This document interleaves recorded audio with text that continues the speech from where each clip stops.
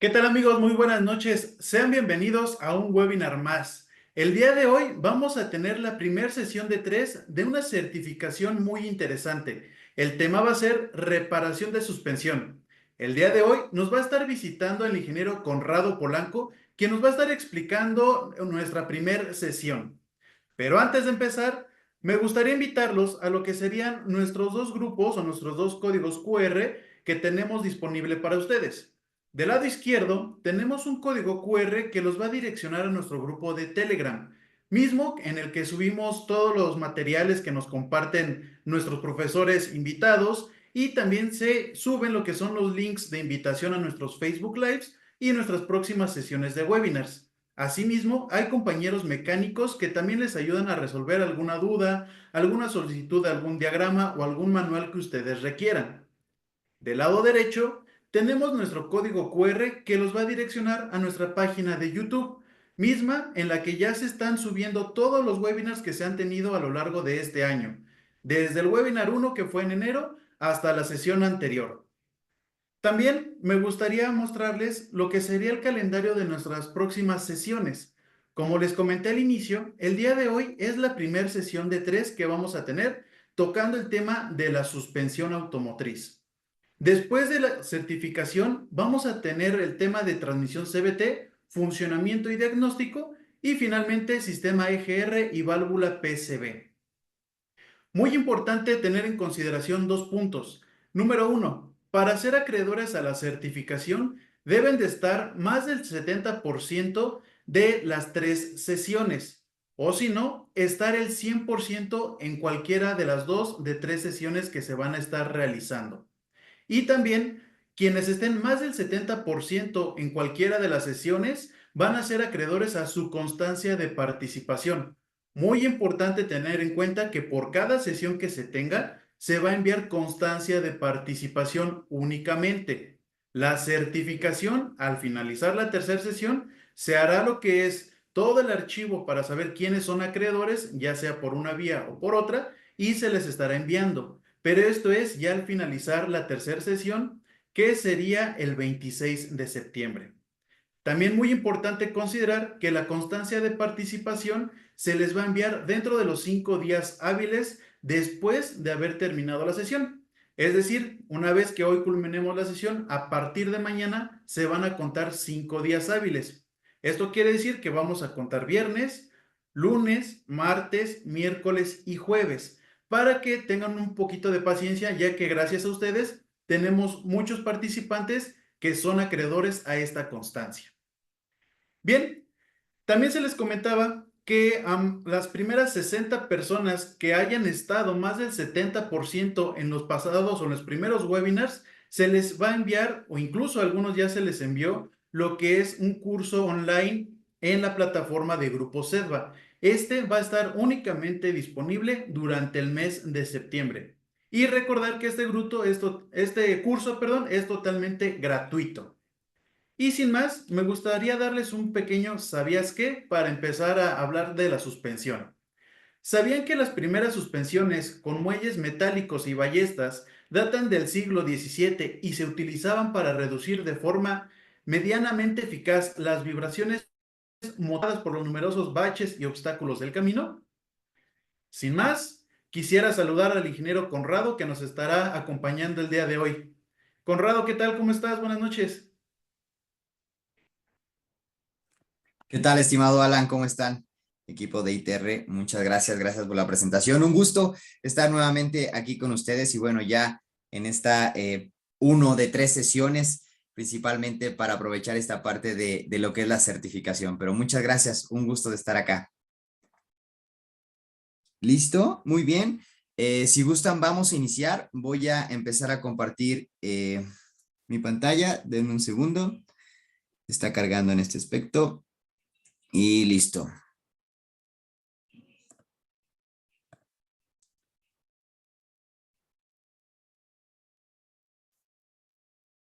¿Listo?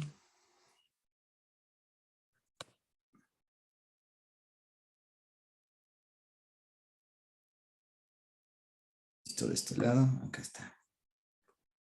Está cargando la pantalla Muy bien, antes de iniciar quisiera agradecer principalmente aquí al equipo de Rostrands de ITR por esta grata invitación y bueno, esta gran colaboración que vamos a hacer en conjunto, principalmente para abordar este tema de lo que es la certificación de suspensión. Como bien lo comentaron, vamos a estar en 3 sesiones donde vamos a dividir principalmente las sesiones en conjuntos, vamos a decirlo de esta manera. El día de hoy principalmente, arrancando con esta primer sesión, vamos a abordar principalmente el tema de suspensión abarcando conceptos básicos. Vamos a partir de lo básico a lo avanzado, o en este caso de lo general a lo particular, para poder así entonces ir de la mano y bueno, prepararnos en todo sentido para poder presentar lo que es el examen de certificación. Entonces,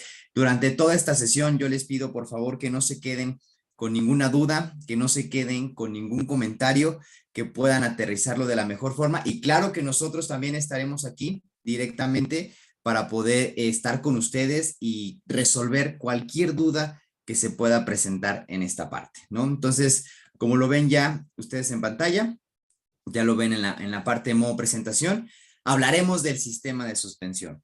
Empezando con ello, quiero dar también en esta parte la apertura de esto que es lo que hoy somos como SID, que realmente ya somos un centro de certificación automotriz, que es cómo estamos colaborando también con el Instituto Tecnológico Rostrands, y bueno, ambos con un objetivo principal que es la parte de la profesionalización, ¿no? De tratar de generar valores agregados, ¿no? Y claro que veamos la parte de la capacitación y profesionalizar la profesión de técnico mecánico, ¿no? Entonces, iniciando con eso, el objetivo, como se los comenté, será que ustedes como participantes, a lo largo de estas 3 sesiones, seremos capaces de identificar todos los componentes, el funcionamiento y cada uno de ellos de todo lo que es el sistema de suspensión.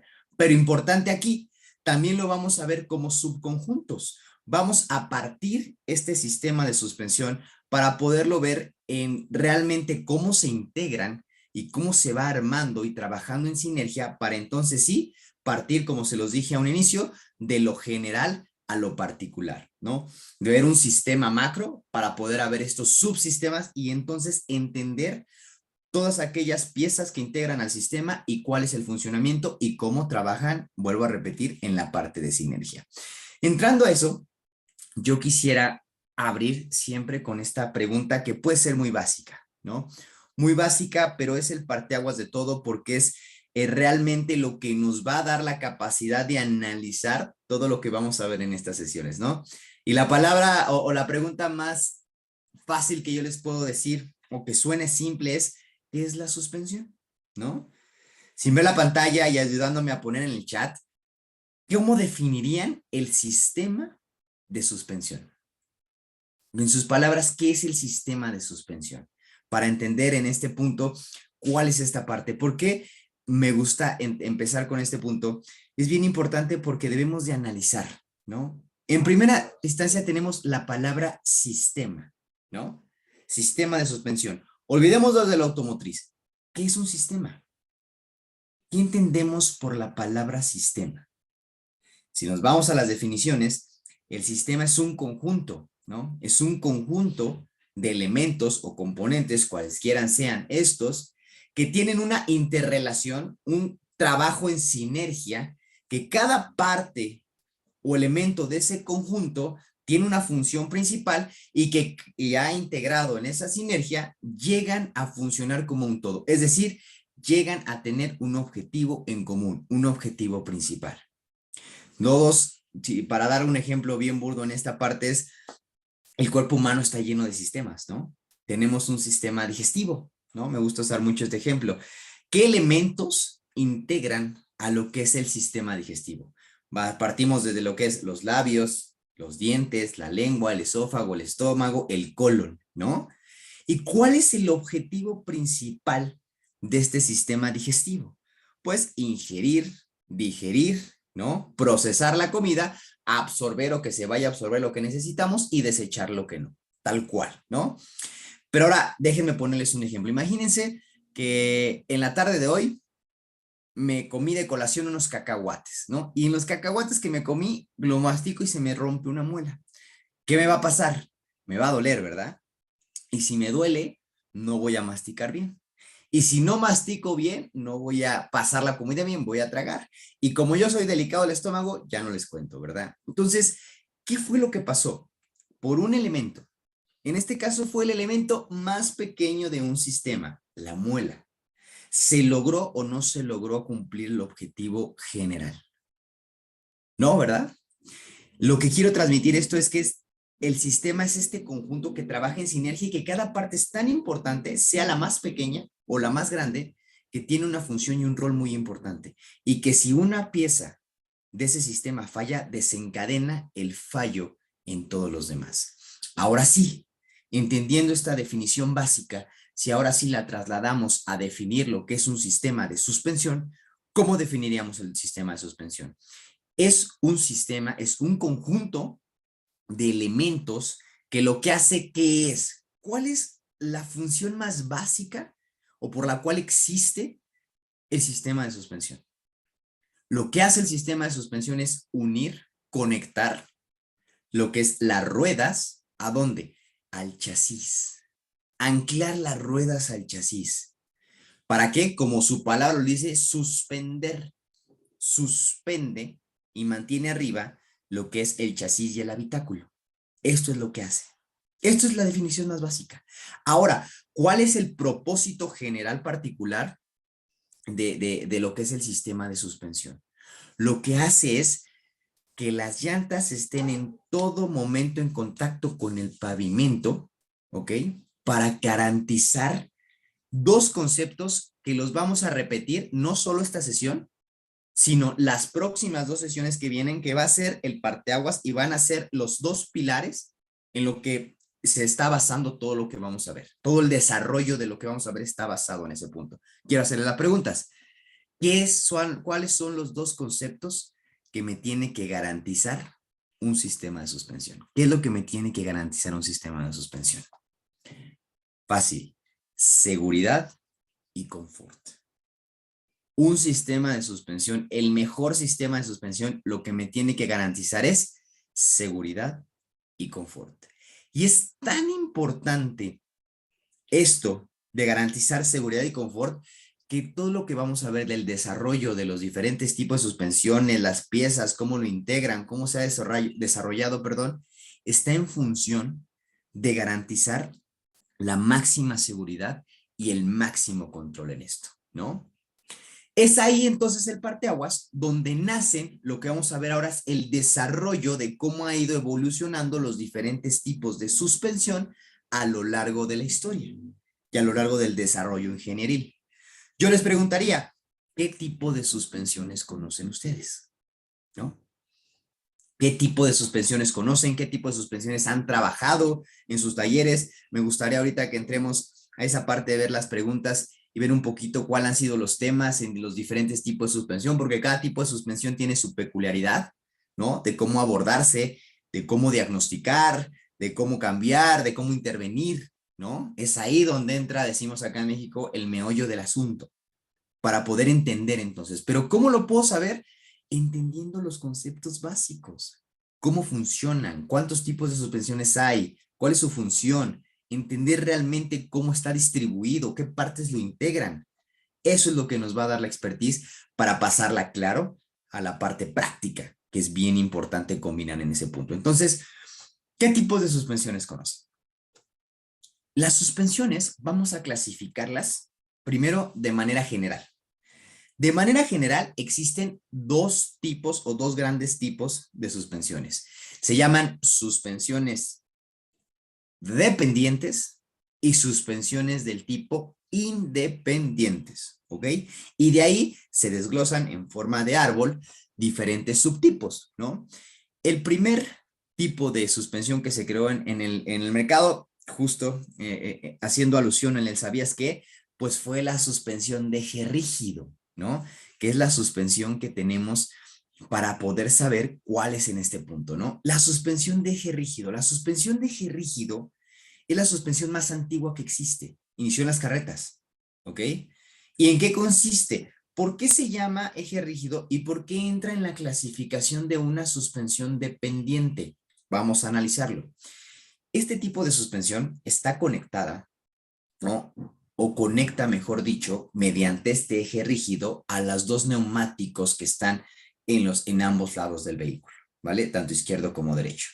Y transversalmente se unen con este eje rígido, perdón, y se anclan al chasis por medio de ya sea ballestas o muelles, ¿no? Una suspensión de muelles, o que fue evolucionando hoy a lo que conocemos como los muelles helicoidales, que son los resortes, ¿vale? Y se anclan de esa forma. Ahora, la pregunta era, ¿por qué entran dentro de la clasificación de suspensiones dependientes? Vamos a imaginar que está el eje rígido y vamos avanzando y de repente, que por lo menos digo aquí en México, ¿verdad que no hay baches? Aquí en cualquier parte de México no hay baches, no hay vados. Digo, no nos quejamos como parte especialistas de suspensión y dirección, es lo que nos da más trabajo, pero bueno, caes en un bache, ¿no? Caen en un bache de este lado, ¿no? Entonces, todo ese movimiento, esa vibración, como está conectado directamente mediante un eje hacia la otra llanta, ¿qué es lo que pasa? Se transmite, ¿verdad? Esa vibración, ese movimiento se transmite y eso a dónde llega eventualmente al habitáculo. Pregunta, ¿existe seguridad y confort? Recuerden que todo está basado en los conceptos de garantizar seguridad y confort. ¿Creen que garantice seguridad? ¿Creen que garantice confort? Vámonos uno a uno. Seguridad. ¿Creen que garantice seguridad? Sí, no, medianamente, ¿cuánto? Déjenme decirles que esta suspensión sigue siendo vigente. Hoy en día todavía se utiliza. ¿Dónde es aplicable este tipo de suspensiones? Suspensiones de eje rígido hoy en día en servicio de carga pesada se llegan a utilizar en algunos vehículos en suspensiones delanteras y obviamente en traseras. Lo que es servicio de carga ligera, que es donde está la mayor parte de este parque vehicular, se utiliza en las pickups y camionetas de servicio de carga ligero. Exclusivamente ¿dónde? En la parte trasera. ¿Por qué? Porque este tipo de suspensión está diseñada para cargar, ¿no? ¿Tiene seguridad? Claro que debe tener algo de seguridad, ¿no? Si no, no sería vigente. Pero si lo ponderamos, ¿cuánto creen que me den de un 0 a un 100%? ¿Cuánto creen que me pueda dar de seguridad? De un 0 al 100%. Estamos hablando que un eje rígido me da no más del 50-60% de seguridad. 60% de seguridad, ¿ok? Es bajo, ¿no? Si buscamos que el máximo sea el 100. Pero la pregunta importante es, ¿cuánto nos da de confort? ¿Cuánto creen que nos puede dar de confort este tipo de suspensiones? No llega ni al 50%, ¿no? Si quien han tenido la oportunidad de estar en camiones de carga, en camionetas de carga, va rebotando, sientes que vas rebotando porque toda la vibración se va hacia arriba, ¿no? Y claro, este tipo de suspensión está diseñada para soportar carga y la verdad no tiene mucha ciencia, ¿no? ¿Por qué? ¿Qué partes integran a un eje rígido? Simple, eje cardán, ¿no? El eje rígido, tus masas, tus neumáticos, tus muelles o en algunos casos resortes helicoidales y tus amortiguadores. Se acabó, ¿no? ¿Cómo diagnosticamos esto?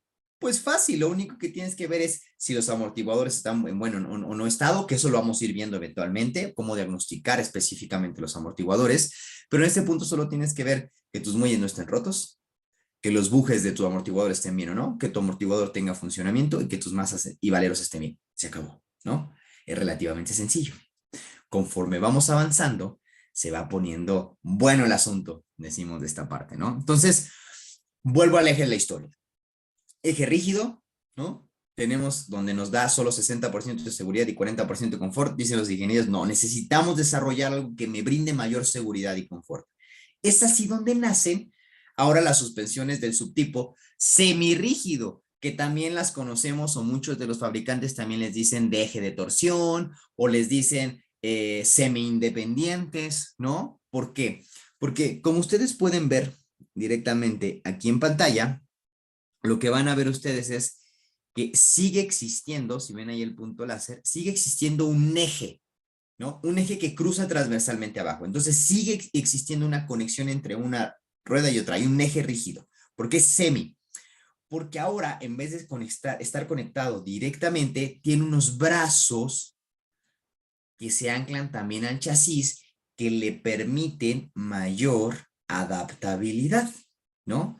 Que también se le conoce como eje de arrastre, porque lo que va haciendo literalmente es esto, se adapta, se tuerce y hace esto, ¿ok? Entonces, a diferencia del eje rígido, la rueda, cuando absorbe una vibración, ya no pasa directamente hacia la otra, sino tiene estos brazos que pueden absorber un poco y ya no te transmite a todo. Entonces, ¿hay mayor seguridad y hay mayor confort? ¿Qué creen ustedes? ¿Sí o no? ¿Mejora? Claro que mejora. ¿En qué proporción? Un eje semirrígido proporciona una seguridad de un 60 que iba de eje rígido, pasa a un 70%, 70-75% de seguridad. Pero donde mejora invariablemente es en un 40% de confort que tiene un eje rígido, ahora llegar igual a un 60-65% de confort. Sigue siendo bajo, pero mejoró, ¿no? Ahora, este tipo de suspensiones de eje semirrígido es parte de lo más común que hoy se utiliza en servicio ligero. ¿Exclusivamente dónde? En las suspensiones traseras. Todos los vehículos, me atrevo a decir que casi el 100% de los vehículos de gama baja, ¿no? Todos los vehículos, los compactos de gama baja o subcompactos de gama baja utilizan lo que es una suspensión de arrastre, que es una de eje de torsión, ¿no? Ahora, aquí un diagnóstico, pues ya hay más piezas, ya hay brazos. Esos brazos, ¿qué elementos añaden a la suspensión? Ah, bueno, además de los resortes, de los amortiguadores, de las masas y valeros que ya hablamos y que vamos en una sesión a ahondarlos un poco más, ahora ya tengo bujes, ¿no? ¿Qué son los bujes? No me adelanto, ahorita lo vamos a hablar. Tengo que tener la capacidad de aprender a diagnosticar bujes, que aquí hay algo bien importante. Y ojo, un tip muy importante. En este tipo de suspensiones hay un puente, normalmente hay puente, y hay bujes de puente, que son los que se anclan al chasis. Muy pocas veces se cambian esos o se diagnostican, ¿no? ¿Cuáles sus síntomas? Poco de vibración, movimiento y mucho sonido de vibración o de rechinido. Y muchas veces no dan con qué es. Los bujes de puente. Los bujes de puente se dañan mucho y no se cambian o no se tiene la cultura de diagnosticarlos o verificarlos. Entonces, verifiquen bien en un eje de arrastre, en un eje de puente, los bujes de puente. Ahí puede estar el gran problema, ¿no? Muy bien. Entonces, continuando en esta parte de la historia, decíamos que las suspensiones se clasifican en dependientes e independientes. Y viendo la parte de dependientes, hay dos que son eje rígido y eje semirrígido, ¿vale? Es hasta aquí donde hay un parteaguas enorme porque los ingenieros mecánicos en ese momento dicen, necesitamos llegar al 100 de 100. 100% de seguridad, 100% de confort. ¿Cómo lo hacemos? Bien, se realiza o se hizo de la siguiente manera. Pasa a una siguiente clasificación y se desarrollan las suspensiones del tipo independientes. Pregunta, ¿por qué se llaman suspensiones del tipo independientes? Si analizamos lo que era una suspensión dependiente, que era una suspensión donde directa o indirectamente existe un eje rígido que cruza transversalmente y conecta una rueda con la otra, una suspensión independiente ahora es que cada rueda va a estar montada de forma independiente, quiere decir ya no conectada directamente. Sí está conectada algo indirectamente, y vamos a hablar por qué, pero ya no directamente con la otra rueda. Tiene una independencia de movimiento. Por lo tanto, lo que le suceda a una llanta de un lado no se va a transmitir directamente hacia la otra y viceversa. Y esto tiene muchísimas ventajas en función de garantizar más seguridad y confort. Sin embargo, vamos a ver que dentro de la clasificación de suspensiones independientes existen diferentes arreglos. Vamos a entender esto. ¿Qué se le llama o a qué se le dice arreglos? Arreglos se le dice a cómo están distribuidas las piezas, ¿no? Porque un sistema de suspensión, dijimos, son todas piezas aquellas que están entre la llanta y el chasis. Ahora, cuántas y de qué forma están distribuidas da la forma del arreglo en el caso de una suspensión del tipo independiente. ¿Ok? Y dentro de esta clasificación existen tres tipos de suspensiones independientes. doble horquilla, suspensión McPherson y suspensión del tipo brazos multilink o, perdón, multibrazos. Vamos a ver las características de cada una de ellas. La primera que tenemos se llama doble horquilla, que su nombre realmente técnico es paralelogramo deformable o convencional, ¿no?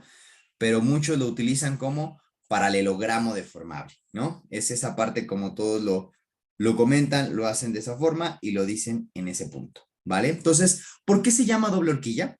Aquí es donde empieza el meollo del asunto. ¿Por qué? Para transformar una suspensión dependiente en una suspensión independiente se necesita de un elemento que ancle la rueda al chasis de manera independiente. ¿Cómo se llama este elemento? Horquilla. Repito, la horquilla es el elemento que ancla, une de manera independiente a la rueda con el chasis. Y en este caso se llama doble horquilla porque obviamente tiene dos horquillas. Tiene una horquilla superior y tiene una horquilla del tipo inferior. ¿Ok? Por lo tanto, por eso se le llama paralelogramo que se deforma, ¿no? Entonces, si nosotros comparamos este tipo de suspensiones con la que teníamos anteriormente las dependientes, ¿qué mejora me da? ¿Cuánto mejora en seguridad y confort? ¿No? ¿Cuánto va a mejorar? Obviamente, al tener una adaptabilidad de esta forma, las vibraciones se quedan ahí. De un 75 que habíamos hablado por ciento de seguridad que tenía yo en una suspensión de semirrígido, llego hasta casi un 85-90% de seguridad. ¿Por qué? Porque se está adaptando. Un segundo que la rueda no esté en contacto con el pavimento es un segundo de inestabilidad, es un segundo de inseguridad. Pero también mejora el confort. Si estábamos igual en un 60-65%, de la misma forma llegamos a un 80-85%, ¿no? Llegamos ya casi a lo máximo. Entonces, este tipo de suspensiones, digamos que vinieron a revolucionar, ¿no? El mundo del triángulo de la seguridad. ¿Saben ustedes qué sistemas integran el triángulo de la seguridad? ¿No? Que es el sistema de frenos, las llantas y, claro, el sistema de suspensión. Por eso es importantísimo garantizar la máxima seguridad y confort en este punto, ¿no? Ahora, les pregunto a ustedes en este punto, ¿qué autos utilizan este tipo de suspensiones? ¿Qué autos son los que utilizan realmente este tipo de suspensiones? Hoy en día, estoy hablando de tiempo vigente. Hoy, ¿qué tipo de autos utilizan este tipo de suspensiones? Normalmente por el espacio, como son suspensiones que tienen, que ahí vamos a hablar ahorita de los componentes, que ya es donde empezamos a mover en ese aspecto, pues realmente es aquí donde empieza ese medio del asunto de entender, pues que necesita espacio, muchos componentes, entonces son autos grandes. Hoy en día se utilizan en camionetas, SUVs, las pickups, que recordamos que las pickups tenían eje rígido atrás, ahora utilizan lo que es suspensión de independiente doble horquilla principalmente al frente, y grandes sedanes, ¿no? Son los que utilizan en ese punto. Ahora, viene aquí toda la parte que hay que analizar, ¿no? Hay que despiezar, saber cómo funciona, ¿no?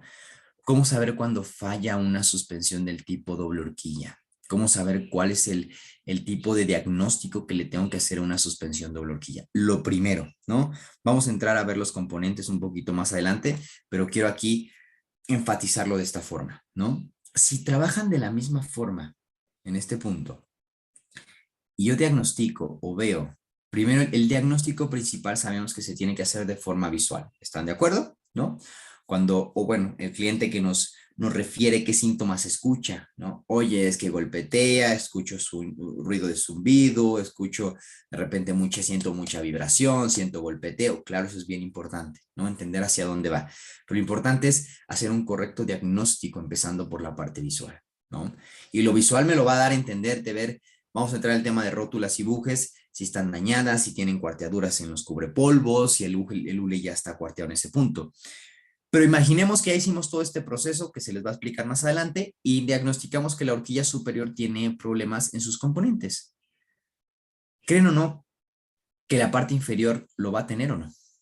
¿Va a tener estos problemas o no va a tener estos problemas? Claro que sí, porque dijimos, es un sistema, trabaja en conjunto. Y si no tenemos la capacidad de diagnosticar el sistema completo y solo irnos por partes, créanme que no va a funcionar, porque cambia una pieza, pero esa pieza a lo mejor dañada ya desencadenó todo el problema en otra parte. Y si no tengo la capacidad de diagnosticar todo un sistema completo, va a estar el cliente enojado porque va a estar dañándose y dañándose y dañándose y va a estar regrese y regrese al taller a servicio, ¿sí o no? ¿Cuántas veces ha pasado esto? ¿Cuántas veces el cliente y el taller nos dice, yo vine por un problema y salí con tres, ¿no? O cuántas veces nos dice el cliente, yo llegué y este problema no lo traía, ¿no? Entonces debemos de entender tener esa capacidad, pero también tener la capacidad de poder transmitirlo, de tener la capacidad de comunicar. ¿Cómo me da la capacidad o entender de comunicar? Primero el conocimiento, tener ese conocimiento para poder hacerlo de esa forma y en ese sentido, ¿vale? Muy bien, espero y se haya entendido esta parte hasta aquí. Vamos a ver entonces cómo es la forma de la horquilla dentro de una suspensión doble horquilla, ¿no? Coloquialmente se le conoce como en forma de A, ¿verdad? Es una V o una A, como lo quieran ver en ese sentido. Y realmente pues son dos que están conectadas directamente en el sentido de esa parte. ¿Qué es importante resaltar también en esta parte de las suspensiones doble horquilla?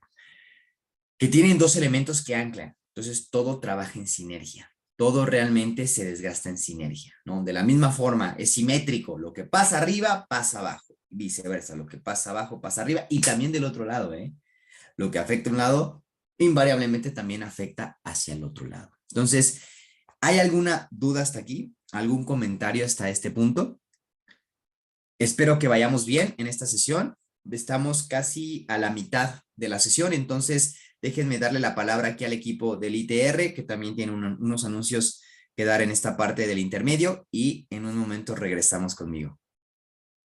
Adelante, equipo de ITR.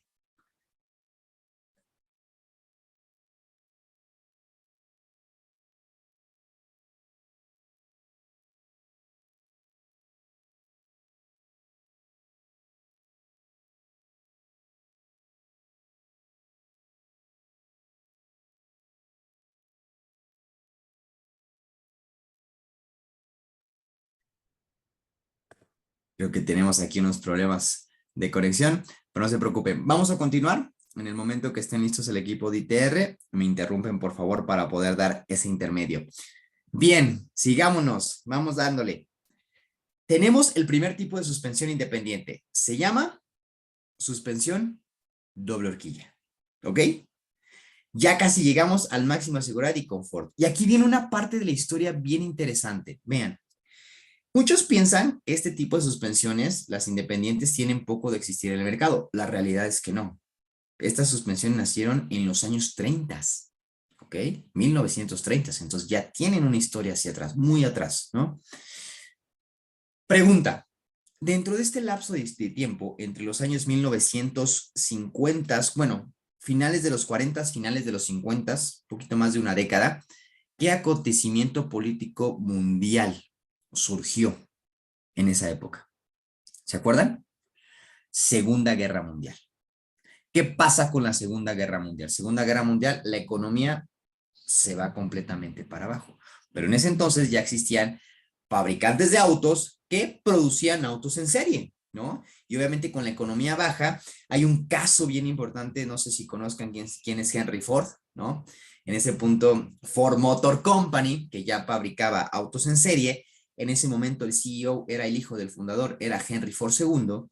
Esta historia es real, ¿eh? Inclusive la pasaron en una película, voy a hacer un spoiler, si pueden ver la película de Contra lo Imposible, habla de la carrera alemán de Ferrari contra Ford, pero hay una escena dentro de esa película que es real y pasó en la vida real, que es, llega Henry Ford II en una época de abstinencia, de economía baja, y le dice a sus ingenieros, necesito que me den ideas innovadoras para optimizar la fabricación de autos y poder seguir fabricando autos en serie, si no vamos a tener que parar la producción. En ese entonces llega un ingeniero que ese ingeniero ya tenía una carrera en el mundo automotriz, había trabajado en General Motors, ¿no? Y él tenía una idea de desarrollar una suspensión basada en una doble horquilla, pero optimizada. No le dieron la oportunidad a General Motors, llega aquí en Ford Motor Company, con esta situación de la economía se le da la oportunidad y ¿qué creen? Desarrolló e implementó la suspensión que hoy en día todavía es la suspensión más utilizada en todos los vehículos de servicio ligero. ¿no? Estamos hablando de la suspensión del tipo, déjenme acá, estamos hablando de la suspensión del tipo McPherson, ¿ok? Inclusive la suspensión se llama, o adoptó el nombre de quien la creó, del ingeniero que les estoy hablando, su nombre es Earl S. McPherson. Este ingeniero, que fue quien desarrolló esta suspensión. ¿Cuál es la característica principal de esta suspensión? ¿Cuál es el punto clave de esta suspensión? ¿No? El punto clave de esta suspensión es que se eliminan elementos. Y a simple vista podemos ver qué elemento es el que se elimina. El elemento que se elimina es la horquilla superior. ¿De acuerdo? Doble horquilla está aquí. Lo que hacen es quitar completamente el elemento de arriba, que es una horquilla superior, y lo que hacen es ahora la parte del conjunto de amortiguación, que es aquí donde vamos a empezar a dividir el sistema de suspensión. El sistema de suspensión se divide en dos conjuntos o subconjuntos, como lo quieran ver.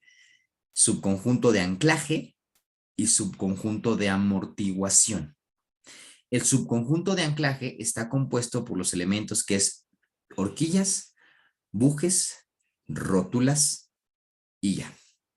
Y el sistema o subconjunto, mejor dicho, de amortiguación está compuesto por base de amortiguador, resorte, amortiguador, tornillo estabilizador y barra estabilizadora. Lo que hace ahorita, si ya los vemos como dos subconjuntos, es se reducen elementos del sistema de anclaje, ¿verdad? Porque se quita la horquilla superior. Pero lo que hace es se robustece el sistema de amortiguación, el conjunto de amortiguación. Lo que hace es crear un amortiguador que integre o que supla parte de la función que hace el conjunto de anclaje. Vamos a entenderlo. ¿Cuál es la función del conjunto de anclaje? ¿Cuál es la función de la horquilla, de la rótula y del buje? Primero, ya sabemos, anclar lo que es la rueda al chasis, pero tiene que tener la capacidad. ¿Qué es lo que hace el buje? El buje lo que hace es absorber vibraciones, sonidos y permitir el movimiento natural de la suspensión, de arriba abajo. ¿Están de acuerdo conmigo? Ahora, lo que hace el elemento de ese punto, lo que podamos hacer es en la horquilla, en la parte de la rótula, además de absorber vibraciones, lo que tenemos es la parte del giro en ese aspecto, ¿no? Lo que es el giro. En una suspensión doble horquilla tenemos una horquilla superior y una horquilla inferior. ¿Qué lo hace? Esto del sistema de anclaje. En un subconjunto, en un tipo de suspensión McPherson, no tenemos una horquilla superior que haga esto. Pregunta clave y de examen. ¿Quién suple la función de la horquilla, de la rótula y de el buje, quiero decir, del sistema de anclaje en una suspensión McPherson? ¿Qué elemento es el que lo suple? El que hace esa función. Ese elemento se llama base de amortiguador. ¿Ok? La base de amortiguador en una suspensión McPherson, para mí, y veámoslo de este punto, es el elemento más importante porque es quien hace varias funciones. Tiene que tener la capacidad de anclar de la horquilla, de anclar la suspensión al chasis, a la parte del chasis. Tiene que tener la capacidad de absorber vibraciones, tiene goma, parte de hule, como un buje. Y tiene que tener la capacidad de girar junto con la rueda, entonces tiene un valero. Por tanto, entonces, la clave de una suspensión McPherson es diagnosticar correctamente cómo se desencadena todo. Si una base de amortiguador falla, lo que va a hacer es desalinear la suspensión. ¿Y qué pasa si desalineamos una suspensión McPherson? Hay fuerzas excedentes en amortiguador, hay fuerzas excedentes en rótulas y hay fuerzas excedentes en bujes y tornillos estabilizadores.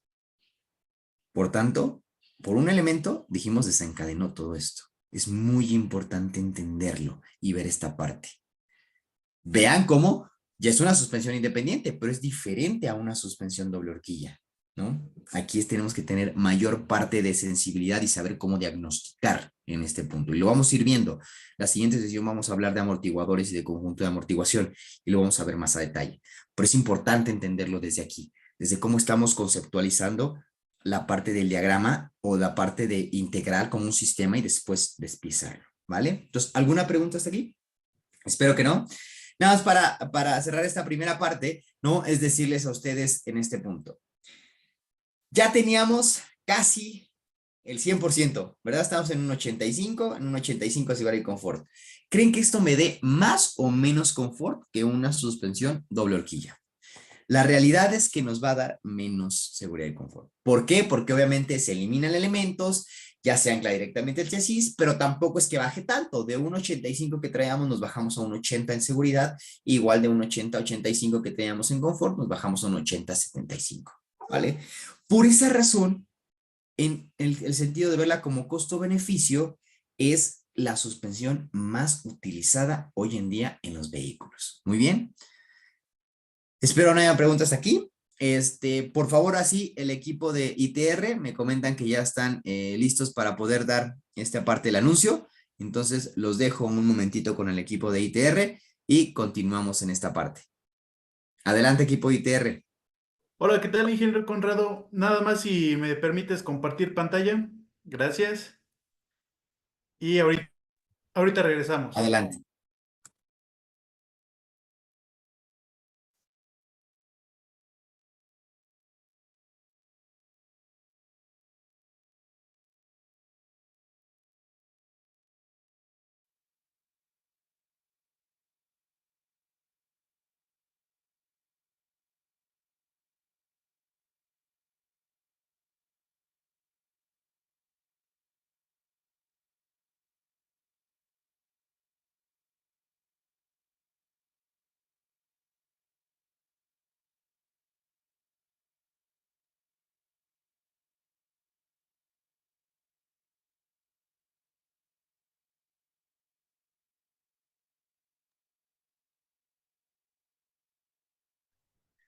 Nuevamente para saludarlos y agradeciendo el pequeño break que nos cede el ingeniero Conrado para recordarles que estos dos códigos QR nos va a direccionar en donde nosotros como ITR, en apoyo con todos los profesores que nos asisten en todos los webinars, les llevamos información técnica. Del lado izquierdo tenemos lo que es un código QR que los va a direccionar a nuestro grupo de Telegram, mismo en el que subimos las presentaciones que ocupamos en cada sesión y también subimos las invitaciones a lo que son nuestros Facebook Lives y también próximos webinars.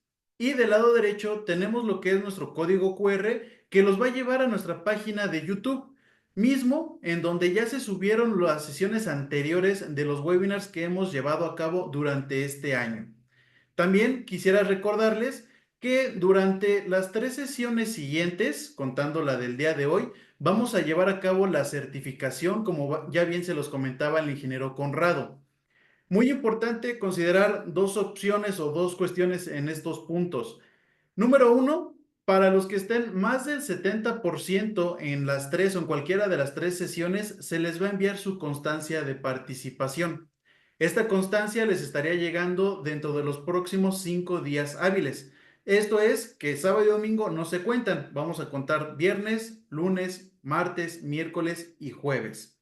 Y también, para que sean acreedores a la certificación, deben de estar el mínimo un 70% en las 3 sesiones o un 100% en 2 de las 3 sesiones que se van a tener. También tengan en cuenta que el 10 de octubre vamos a hablar de la transmisión CVT y el 24 vamos a hablar del sistema EGR y válvula PCB. Sin más, le regreso los micrófonos al ingeniero Conrado.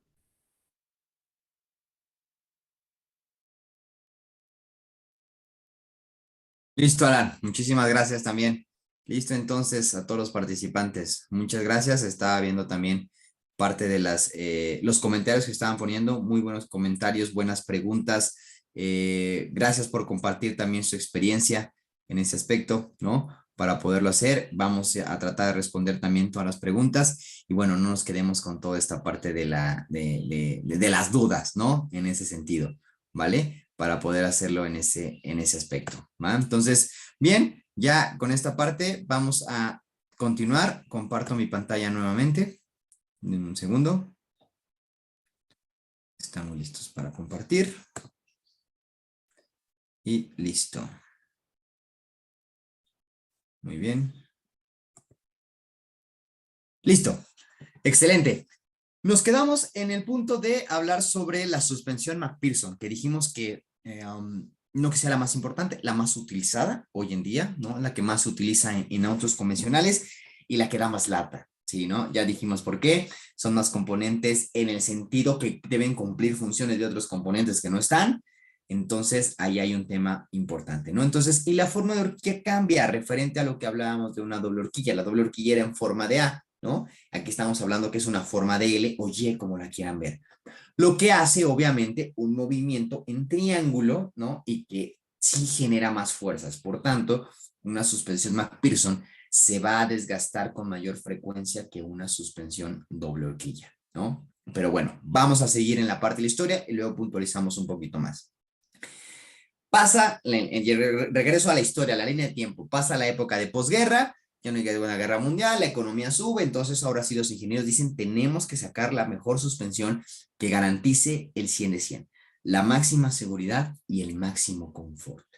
Es así entonces donde nace la suspensión llamada multibrazo o multilink. ¿Por qué se llama multibrazo multilink? Vamos a entenderlo.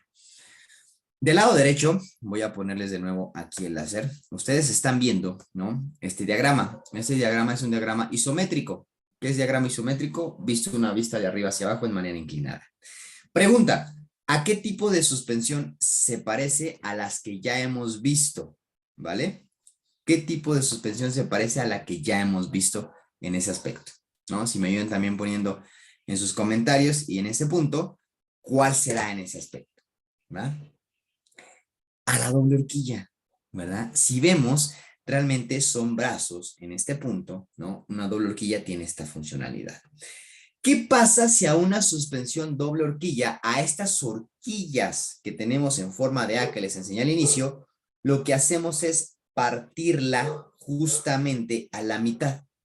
En vez de tener un solo elemento rígido, tenemos dos brazos de control, que así se le denomina, brazos de control, que a fin de cuentas son horquillas, cumplen la función de la horquilla, anclar la rueda al chasis, ¿no? ¿Y cuál es la diferencia de tener ahora dos brazos en vez de una sola horquilla en forma de A? La adaptabilidad a las imperfecciones. Con una suspensión de este tipo multilink, tenemos la capacidad de que tenga adaptarse literalmente como un títere. Se adapta completamente a las condiciones del pavimento. Cuando dijimos que el objetivo es que en todo momento la llanta tiene que estar tocando el pavimento. Es así entonces donde se puede garantizar la máxima seguridad y obviamente también el máximo confort. Con este tipo de suspensiones llegamos a garantizar casi un 100%, ¿no? Dicen que la utopía no existe, pero es casi un 100% de seguridad y confort. Pregunta, ¿dónde se utilizan este tipo de suspensiones? ¿En qué autos las han visto? ¿No? Autos de alta gama, ¿no? Audis, BMW, Mercedes-Benz, inclusive fabricantes normales, vamos a decirlo de esa forma, en sus autos premium, ¿no? En grandes sedanes, en SUVs, las vamos a ver mucho en SUVs, inclusive en la suspensión trasera, se ven mucho las suspensiones multibrazo o multilink para tener esa parte del confort y adaptabilidad en este sentido, ¿no? Y como sabemos, pues así es como vemos realmente lo que es la horquilla, ¿no? Esta horquilla que estaba de esta forma, lo que hace se parte y queda a la mitad teniendo en esta forma, ¿no? Entonces, es muy importante entender esta forma que tiene una mejor adaptabilidad. Tiene unos contras, costosa, es más cara, ¿por qué? Porque tiene más componentes, en vez de ser dos rótulas, son cuatro rótulas, dos superiores, dos inferiores, ¿no? Entonces, tiene esa parte, pero en funcionalidad es la que me garantiza la máxima seguridad y el máximo confort. Espero y todo esté bien hasta aquí, porque ahora ya vamos a pasar rápidamente a una segunda parte, que es ahora entender, ya vimos o hablamos de los sistemas, cómo se ven de manera, en este punto, de manera general, como sistema. Ahora vamos a empezar a verlo como subsistemas. Y dijimos que el sistema de suspensión está dividido en dos subsistemas o conjuntos. ¿Cuál eran? Conjunto de anclaje y conjunto de amortiguación. Vamos a hablar hoy rápidamente de lo que es el conjunto de anclaje, o sea, de todo lo que compone el conjunto de anclaje, que ya hablamos de la horquilla, que la horquilla es ese elemento que ancla, une a la rueda con el chasis. Ahora hablaremos de los puntos de anclaje, que son los bujes y las rótulas. Y vamos a iniciar hablando por los bujes, ¿verdad? ¿Qué es el buje? ¿Qué se entiende por buje? El buje es aquel elemento elástico de sujeción, es un elemento de sujeción, es un elemento de anclaje que lo que va a permitir es, en primera instancia, anclar la horquilla al chasis, ¿verdad? Y permitir el movimiento natural, que es parte vertical. ¿Por qué? ¿De qué está hecha una horquilla? En rasgos generales es metal, ¿verdad? ¿De qué está hecho el chasis? Metal. Han puesto a friccionar metal con metal, ¿no? ¿Qué pasa? Materiales duros, ¿no? Lo que empiezan a hacer es la fricción. Si yo empiezo a frotar, lo primero que genero es calor, ¿no? Y el calor genera desgaste. El calor es el enemigo número uno de los componentes que son articulables o movimiento. Pero el movimiento invariablemente genera desgaste. Por tanto, entonces, estos elementos lo que hacen es permitir mayor movimiento y absorber esas vibraciones y golpes que podrían ocasionar las imperfecciones hacia los materiales duros, que es el chasis y es la horquilla. Entonces, son elementos de sujeción que lo que hacen es permiten el movimiento y absorben vibraciones.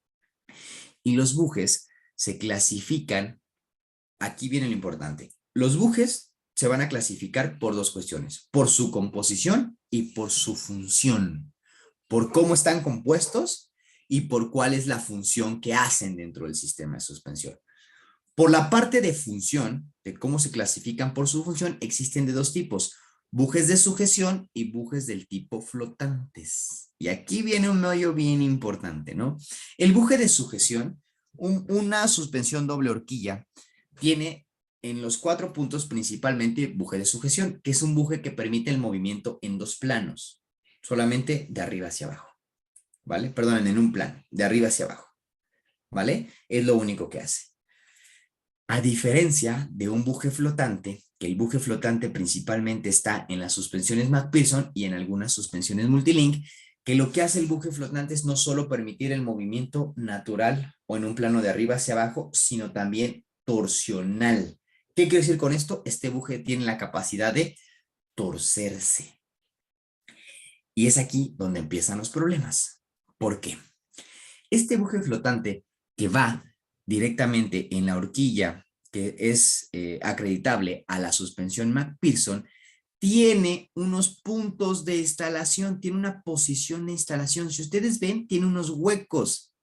Estos huecos sirven para permitir la torsión de este buje para absorber estos movimientos de la llanta, no solo que se mueva, sino que absorbe esto.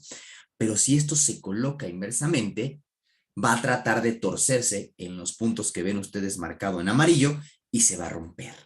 Y si se rompe, ¿qué va a pasar? Va a desencadenar el fallo de otros elementos. Un buje, los síntomas de un buje dañado es, vamos a empezar a sentir la dirección floja, esto es pregunta de examen, ¿no? Sentimos la dirección floja, sentimos que hay movimiento de la llanta en este sentido porque el buje está bailando, no está anclando bien en ese punto. Ahora, ¿cómo va anclada esta parte del buje? Si yo me regreso al tipo de suspensiones, perdón, aquí, discúlpenme, acá está. Vean, este es un buje, estoy señalando con el láser, es un buje del tipo flotante, ¿no? Entonces, los puntos de anclaje siempre van a ir, las líneas siempre van a ir apuntando hacia la rótula. ¿Por qué hacia la rótula? Porque es la forma en cómo se mueve, en cómo se tuerce ese elemento, ¿no? Entonces, esas líneas siempre tienen que ir apuntando hacia la rótula. ¿Para qué? Para permitir el movimiento, ¿no? Entonces, estos puntos son a los que yo me refiero en este aspecto, ¿no? Tener esos puntos bien importantes definidos para poderlos hacer de esa forma, ¿vale? Muy bien, entonces así se clasifican los bujes, por su función, ¿vale? Por su función. ¿Cómo me doy cuenta? Esto es un mal común que pasa en muchos puntos de instalación, ¿no? Que se instalan mal. ¿Cómo me doy cuenta que este buje fue mal instalado? Que no fue instalado de la manera correcta. Porque cuando empieza a torcerse de la manera correcta, se empiezan a ver grietas. pero grietas que van siguiendo la línea del círculo paralelo a lo que son los huecos de esta forma. Cuando se instala al revés, el buje se empieza a partir por la mitad. Se empiezan a ver las grietas del centro hacia afuera, del centro hacia afuera, del centro hacia afuera.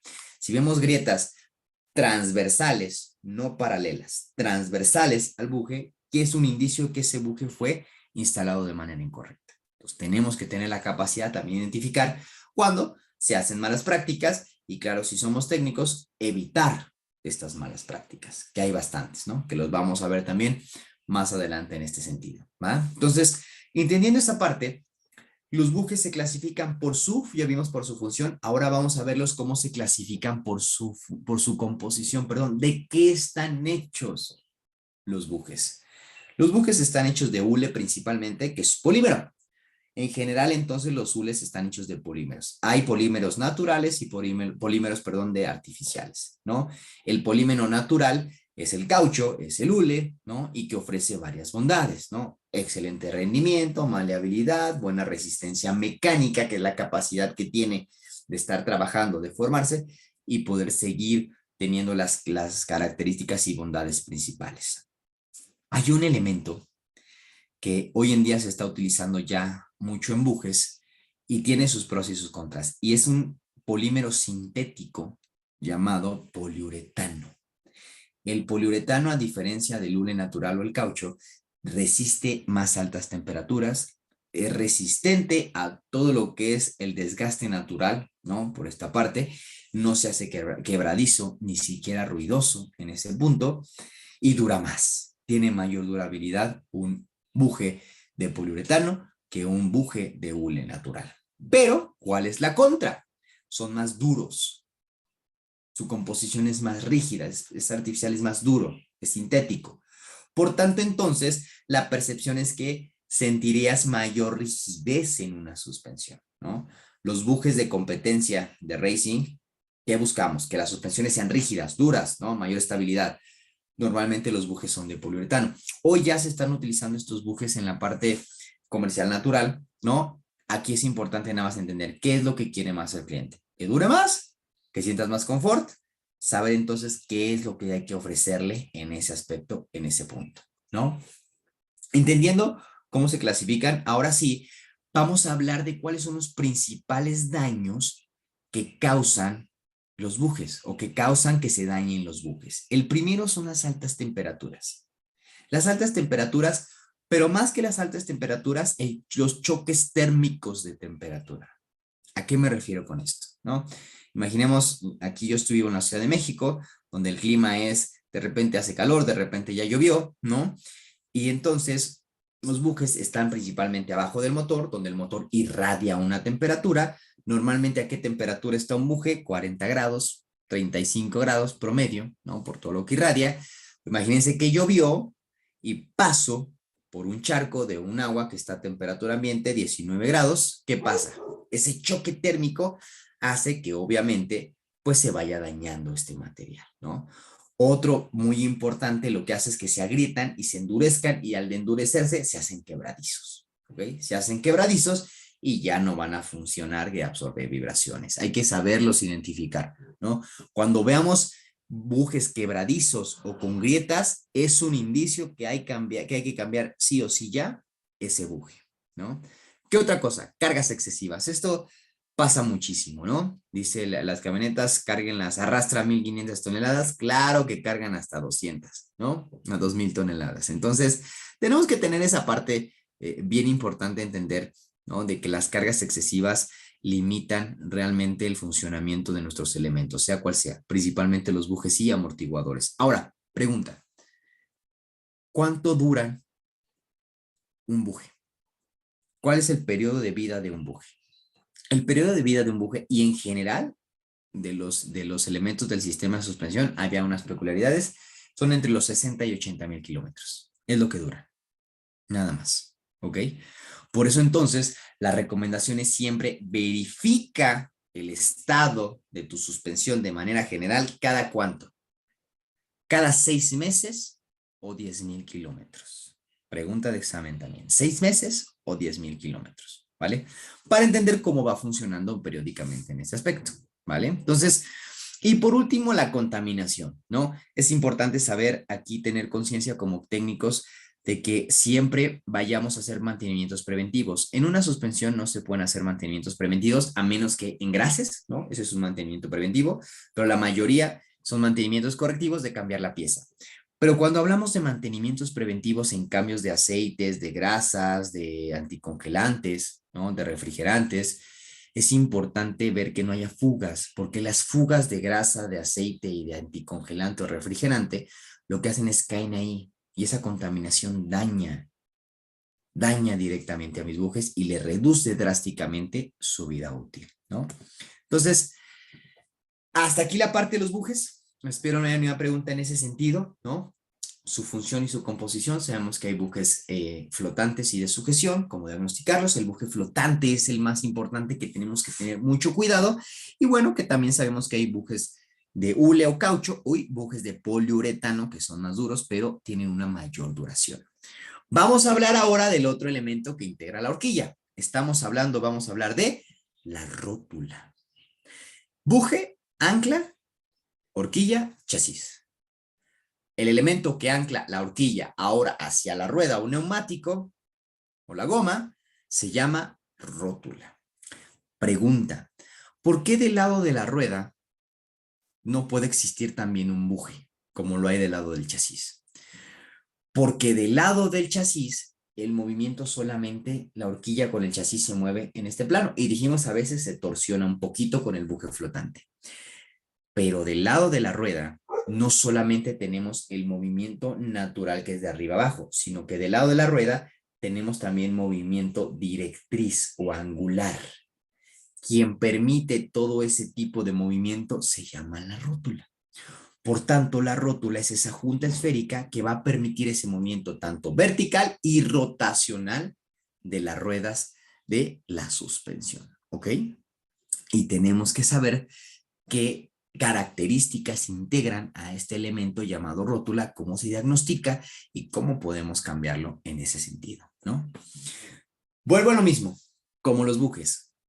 Hay diferentes tipos de rótulas y las rótulas se clasifican también, al igual que los bujes, por su composición y por su función. Vamos a ver qué tipo de rótulas existen. Vamos a hablar primero en esta parte de su composición, la forma en que están compuestas internamente, ¿no? Existen rótulas con grasera y existen rótulas selladas. Pregunta, ¿cuál es mejor?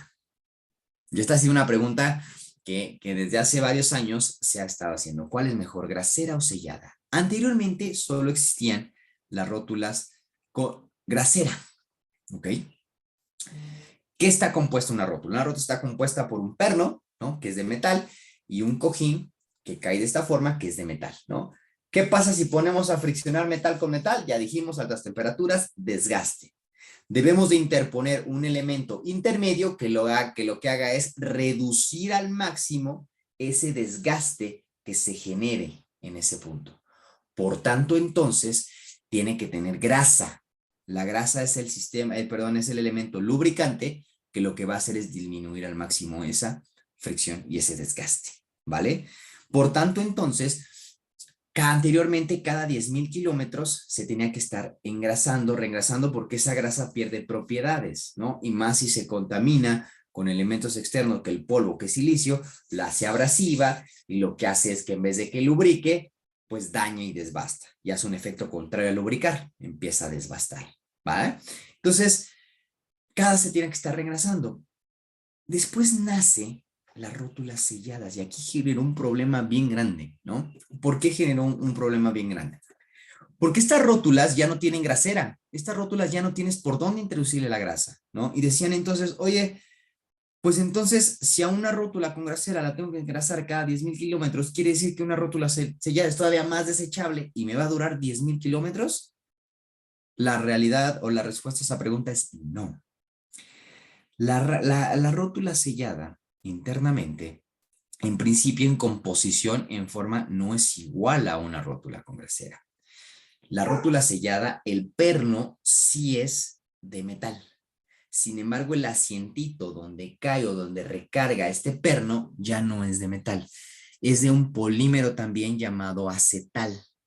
Este acetal es un polímero que tiene propiedades muy similares al metal, pero no es un material duro o frágil, ¿no? Entonces, por lo tanto, disminuye también ya por sí solo la fricción o el desgaste, mejor dicho, generado por la fricción.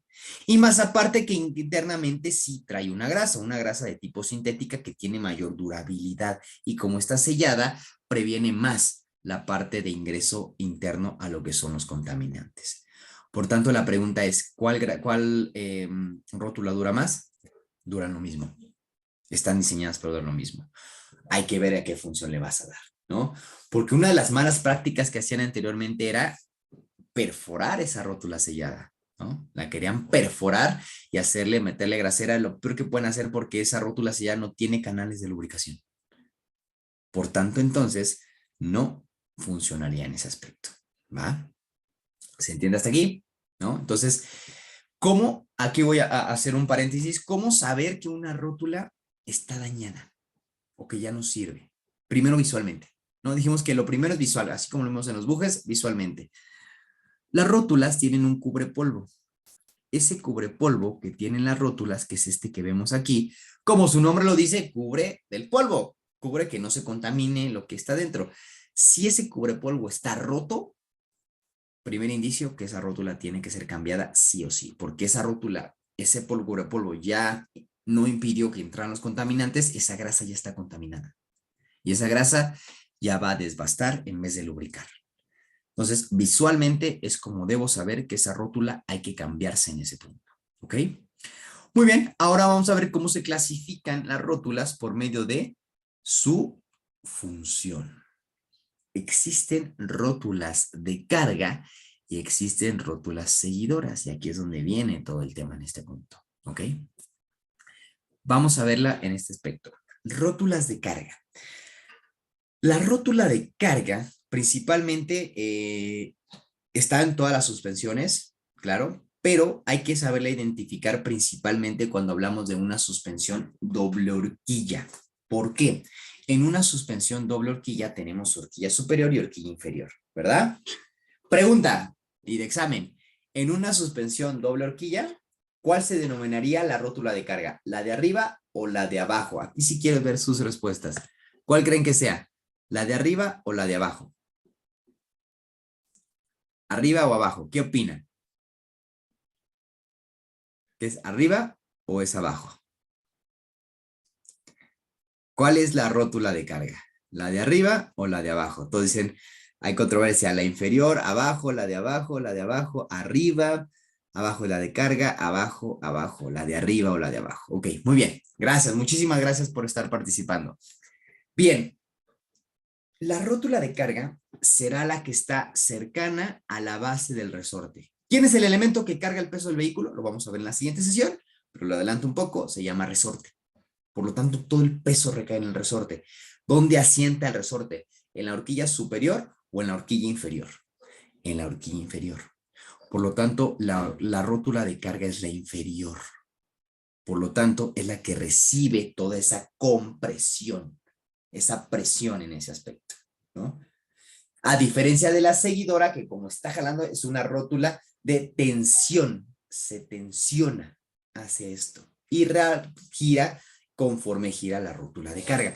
¿De qué me sirve saber esto? Ah, pues de cómo voy a diagnosticar, ¿verdad? ¿Cómo sé cuando una rótula no sirve? Cuando ya se desgastó. No, es bien importante. La rótula solamente puede permitir movimiento angular de rotación. Vamos a ponerla aquí. Mi codo es el perno, el asiento. Solo puede permitir este tipo de movimiento angular o rotacional. ¿Qué pasa cuando se desgasta? Que esto se abocarda y empiezan a haber movimientos axiales, horizontales y movimientos verticales. Cuando existen esos movimientos es que esa rótula no sirve. ¿Por qué? Porque empieza a generar tensiones en otros elementos que no deberían. ¿Cómo sé que una rótula ya no sirve? ¿Cómo la voy a diagnosticar? Increíble, bueno, importante. Si es una suspensión del tipo doble horquilla, necesito diagnosticar inferior y superior, ¿no? Por lo tanto, necesito elevar el vehículo del lado del puente y simplemente con las dos manos empezar a hacer este movimiento y ver dónde escucho un movimiento o un claqueo, ¿no? Si es abajo o es arriba. Normalmente se desgasta más la de carga porque está con presión y cuando elevo el vehículo se descomprime porque no empieza a cargar, ¿no? Entonces es ahí donde puedo diagnosticar y ver realmente si está dañado o no, se tiene que cambiar o no en este punto, al igualmente que la seguidora, ¿no? En este aspecto, de la misma forma se tiene que diagnosticar este punto, ¿ok? Muy bien, no sé si exista alguna otra pregunta, comentario hasta aquí. Estoy viendo aquí a las últimas preguntas, las últimas comentarios que están poniendo ustedes aquí. Excelente, muy bien. Muchísimas gracias. Muy bien, entonces antes de terminar y ceder aquí la palabra al equipo de ITR y ver qué sigue, si hay sesión de preguntas y respuestas, es agradecerles. Agradecerles principalmente por estar conectados. Veo bastante gente conectada, qué gusto que estén aportando por esta parte, ¿no? Aquí vamos a concluir la parte de la primera sesión. Aquí concluimos con esta primera sesión que solo vimos el conjunto, hablando de sistema macro, sistema de suspensión, tipos de suspensiones y subconjunto de anclaje. La siguiente sesión estaremos hablando del subconjunto de amortiguación y terminaremos viendo un poco del sistema de dirección en ese punto, ¿no? Entonces, muchas gracias. No sé, antes de despedirme, equipo ITR, si hay algo más que podamos aportar de este lado, antes de cerrar.